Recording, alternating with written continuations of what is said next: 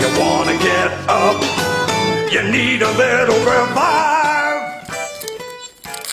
Hey everybody, I'm SSP, and this is Ripping With Historyy, where we dive into all the nuts and bolts of how Newfane and Olcott came to be, and all the fun factoids in between. Come with me on this historical journey. Book 1, Lost in Lake Michigan.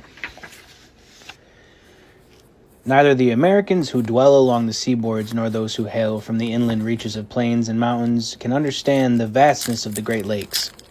Here, where the high walls of water stretch in lonesome grandeur to the horizon, only seeing is believing. Perhaps the best impression of the size of the Great Lakes may be given in the following typical reactions. Newcomers from the Atlantic or the Pacific coasts, unconsciously paying their respects to these wide bodies of water, generally unbroken by landmarks, call whichever lake they visit the ocean.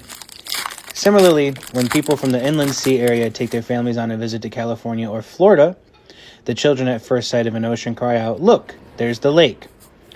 The greatest of all American seafaring stories, Moby Dick, offers due homage to the Great Lakes.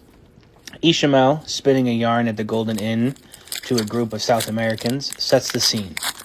Now, gentlemen, in their inner-flowing aggregate, these grand freshwater seas of ours, Erie and Ontario, Huron and Superior and Michigan, possess an ocean-like expansiveness.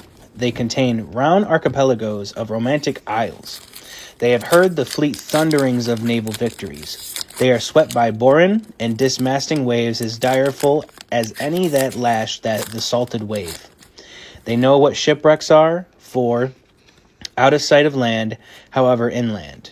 They have drowned many a midnight ship with all its shrieking crew. Stage setting for sudden death. There are 1,500 rolling miles of water from the top of Lake Superior to the toe of Lake Ontario.